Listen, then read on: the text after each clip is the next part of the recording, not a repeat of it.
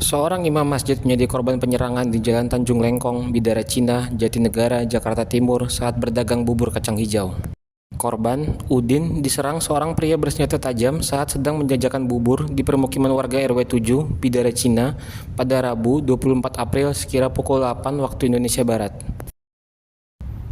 Warga sekitar, Ibrahim, mengatakan penyerangan bermula ketika pelaku datang membeli bubur kepada korban yang sedang mangkal di Jalan Tanjung Lengkong.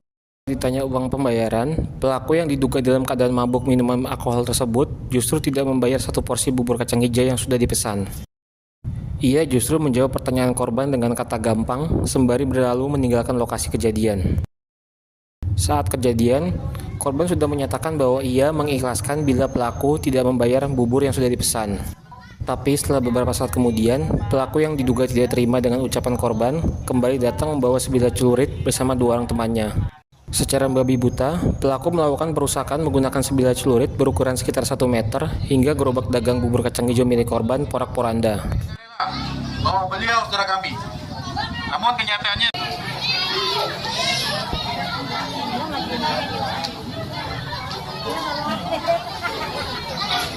Bang Ibrahim, gimana sih Bang untuk kronologisnya sebenarnya Bang itu sampai gerobak dihancurkan itu, dan terlihat dari CCTV itu pelaku membawa dua senjata tajam yang panjang-panjang itu. jadi menurut informasi dari anak-anak korban, keluarga korban yang saya dapat ketahui juga, ketika saya menghampiri, saya menengok teman saya itu, jadi pagi-pagi itu pelaku ini datang ke warungnya Bang Udin itu, bubur kacang hijau.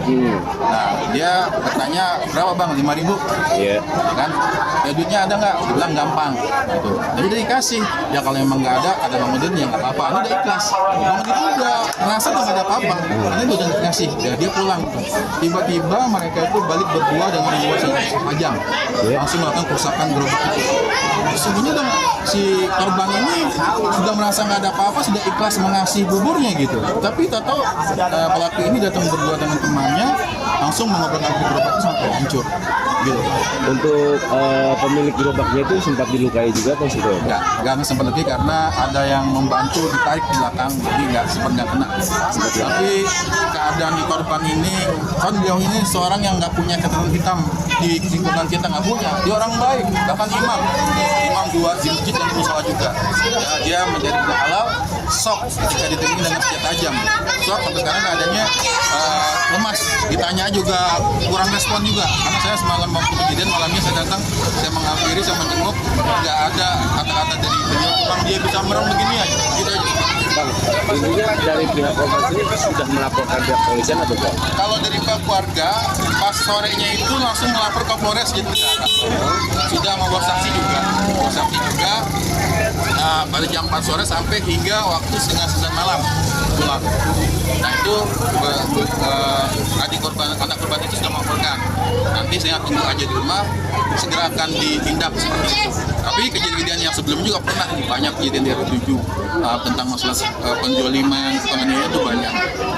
Tentunya ada yang damai juga, tapi ada juga yang dilaporkan tapi tidak berjalan juga. Ada juga sebagai makanya kita ingin sini lakukan bukan buat anarkis, tetapi ingin menegakkan keadilan, tangkap pelaku sehingga menjadi efek jerah dan menjadi amanlah lingkungan Tanjung Lengkong. Artinya kejadian serupa ini bukan hanya kali ini ya Bang? Bukan kali ini aja, banyak kejadian di sini.